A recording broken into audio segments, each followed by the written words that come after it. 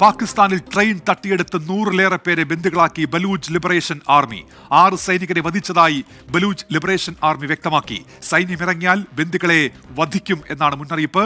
Sarun A Jose ഇപ്പോൾ news ഡെസ്കിൽ നിന്ന് വിശദാംശങ്ങളുമായി ചേരുന്നുണ്ട്. സരുൺ, ഈ സ്ത്രീകളെയും കുട്ടികളെയും ഉൾപ്പെടെ വിട്ടയച്ചുവെന്ന റിപ്പോർട്ടുകളുണ്ടല്ലോ, മറ്റെന്തൊക്കെയാണ് ഇതുമായി ബന്ധപ്പെട്ട വിവരങ്ങൾ സരുൺ?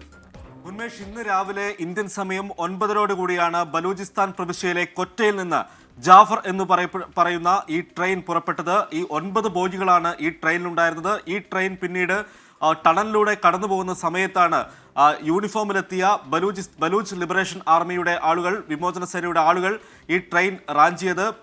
പിന്നാലെ തന്നെ ഇവിടെ നിരവധി വെടിവെപ്പ് നടന്നു എന്നുള്ള റിപ്പോർട്ടുകൾ പുറത്തു വരുന്നുണ്ട്. ഇക്കാര്യം പാക് മാധ്യമങ്ങളും സ്ഥിരീകരിക്കുന്നുണ്ട്. 6 പാക് സൈനികർ കൊല്ലപ്പെട്ടെന്ന് ബലൂച്ച് ലിബറേഷൻ ആർമി അവരുടെ വാർത്താക്കുറിപ്പിൽ അറിയിച്ചിട്ടുണ്ട്. ഈ ട്രെയിനിൽ അധികമുണ്ടായിരുന്നത് പാക് സൈനികരും അതുപോലെ തന്നെ പാക് ഭീകരവിരുദ്ധ സേനയും പാകിസ്ഥാൻ ഇന്റലിജൻസ് ഏജൻസിയായ ISIയുടെ ആളുകളുമാണ്.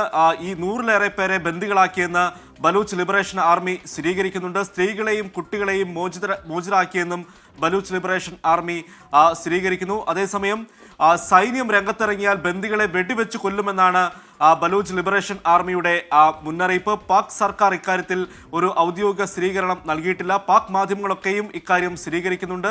ഈ ട്രെയിനിൽ നിന്ന് വെടിവെച്ച കേട്ടു എന്ന കാര്യം സ്ഥിരീകരിക്കുന്നുണ്ട്. 6 പാക് സൈനികർ കൊല്ലപ്പെട്ടെന്നാണ് വിവരം. ഈ ട്രെയിനിലുണ്ടായിരുന്ന സുരക്ഷാ സൈനികർ, അതായത് പാക് സൈനികരും പാക് പോലീസും അതുപോലെ തന്നെ പാക് ഇന്റലിജൻസ് ഏജൻസിയുടെ ആളുകളുമൊക്കെ ഈ അവധിക്ക് പാക് പഞ്ചാബിലേക്ക് പോവുകയായിരുന്നു.